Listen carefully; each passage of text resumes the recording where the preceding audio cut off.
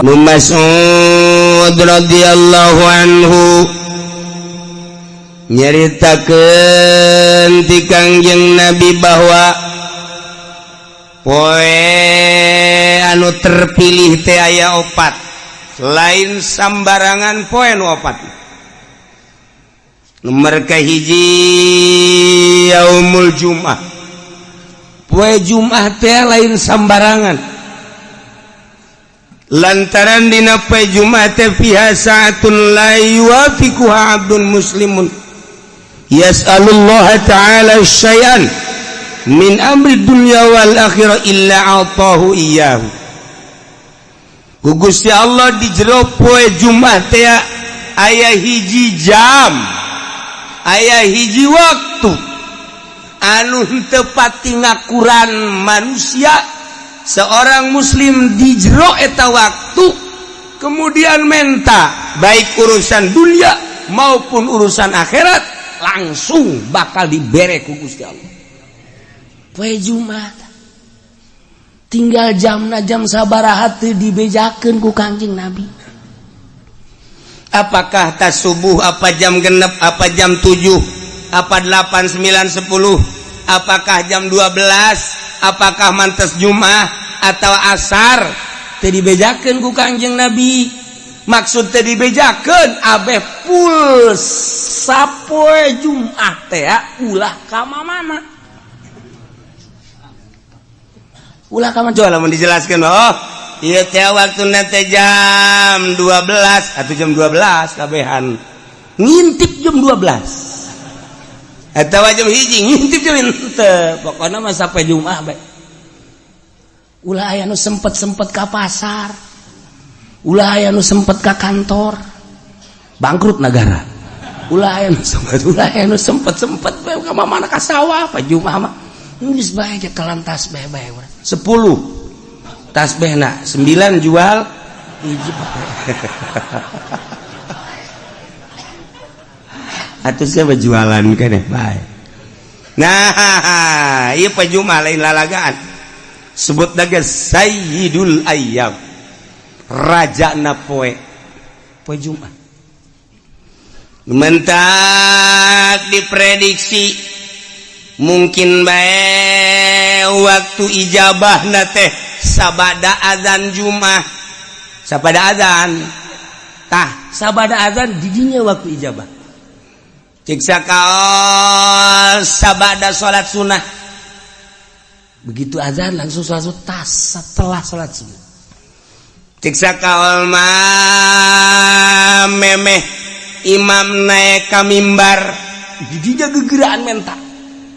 Begitu imam keur naik ya Allah minta dunia Gusti mobil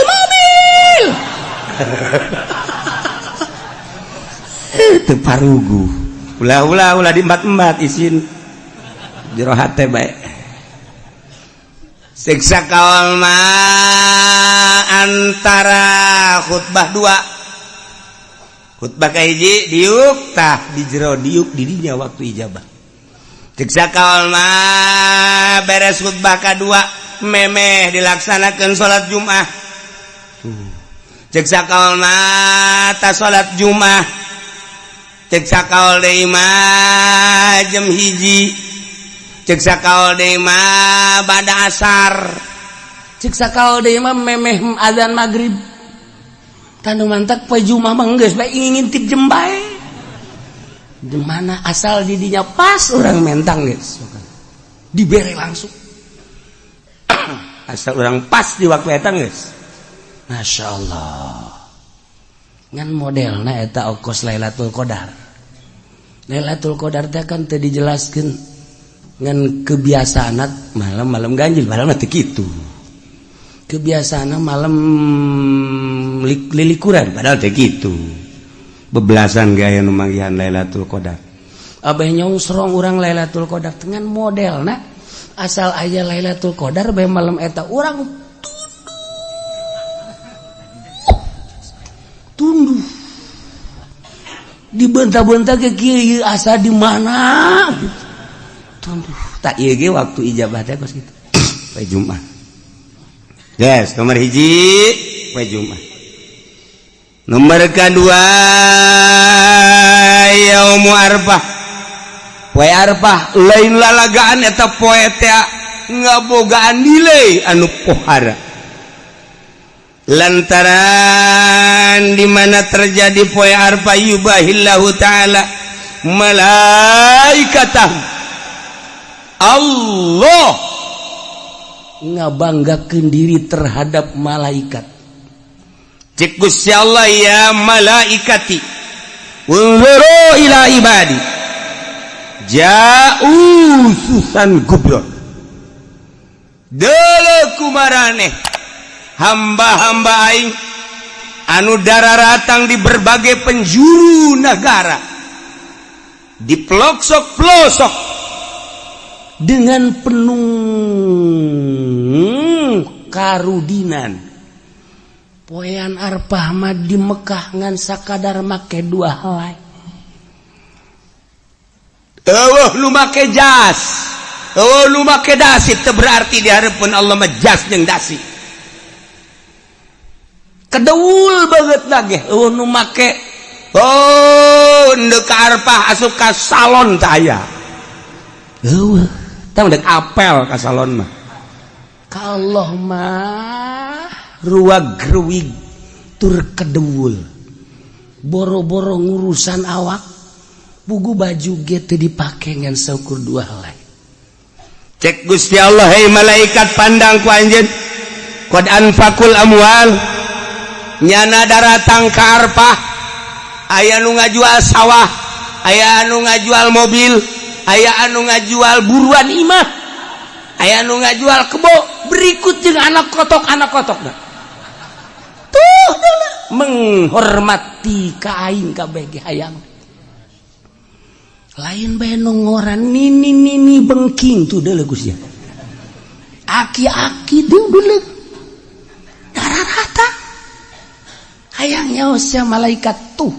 Nini itu mah tuh embe dijual, kotok dijual, buruan imah dijual jeung anak-anak kotokna.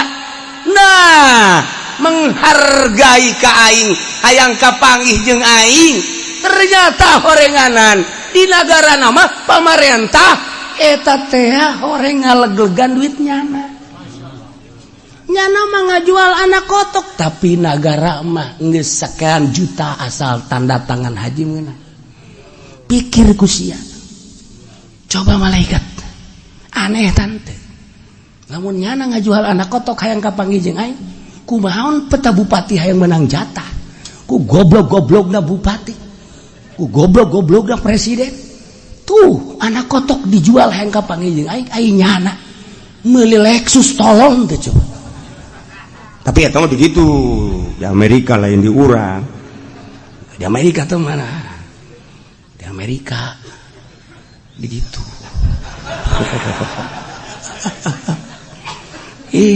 Sedih urang. Aju ngadagoanana geus nyaho malaikat. Aya anu 5 tahun. Bejana cenah di Indonesia mah 27 tahun. Kabur malodar. Hayang kapanggih jeung aing tuh. Taha. Saksian ku aranjeun kabeh geura ge. Hajuat Abul Abdan isyhadu inni ghafartu lahu. Tidak terkecuali nu aya di arfah waing dihampura kabeh dosana. Untung jasa jelema nu di arfah. Untung jasa jelema nu di arfah. Dua tah poe arfah. Hiji poe Jumat, dua poe arfah. Geus urang ge atuh poe arfah geus ulah make ihram bae. Heuh sanajan di dieu ge. Urang mengaji pane make ihram, nah aing nurutan di arfah bae sakieu teh geus.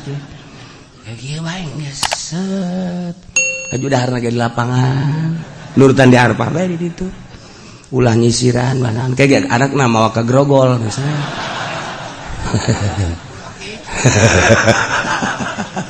Bapak menjadi berubah sekarang. Iya. Nomor katilu yaumun nahri. Poean lebaran haji. Qarrabal abdu qurbanahu. tiap jelema anu ngalaksanakeun kurban Allah mah teu hayang dagingna, Allah mah teu neuleuh getihna, tapi Allah mah neuleuh teh takwana. La yanalallah luhumuha wala dimauha walakin yanaluhu taqwa. Los daging nama jang sia dahar ku sararia, tapi aing mah nilai nu ku aing katarima takwana eta jelema. Fa awwalu qatratin qatarat minal qurban takunu kafaratan likulli dzambin amilahul abdu. Setiap tetesan getih nu nyek celekatana nu dipencit ku hiji jelema maksudna korban eta teh ngajadikeun pangampura dosa. Setiap tetes trak mangkaning sabaraha gelaseut getihna. Ieu getih sacek-celek bae geus suara jasa. Ieu lah poe lebaran. Mulia jasa. Teu bisa urang kuari mah masjid korban kuari teu bisa. Di luar bulan haji urang masjid korban teu bisa. Eta mah ngan sakadar poe eta we poe lebaran jeung tasrek 3 poe. Lamun jelema boga duit kemudian henteu masjid korban rugi jasa. Rugi jasa. Lantaran keur ditongton ku malaikat. Kararieu be malaikat coba tuh si haji itu boga sebenarnya namanya duit pan bangunan nyokotan daging bae ulah neuleukeun tunjuk aing atuh biasa bae. Aduh sabar udah tadi tongton ku malaikat. Malaikat tongton kieu ya oh mana coba situ Ji, pan situ mah duit loba ge teh coba situ itu. Cet, tuh.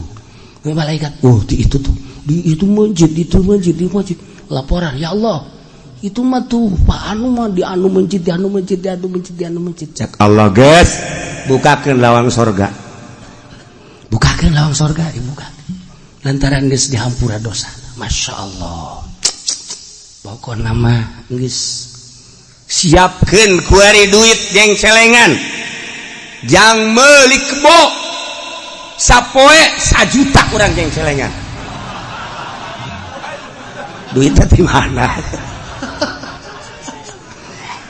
Geus amun sapoe 1 juta teu bisa sapoe 500.000 yang celengan berarti lamun kuari datang ka lebaran 14 poe nah jadi berarti lamun 500.000 seperti itu berak beli gitu embe Garut bude teh cenah kiai duit teh boga tuh sakitu mah geus bae tuh sapoe 100.000 berarti kuari datang ka lebaran sabaraha 1 juta nah kabeli embe cisoka embe kacang nu leutik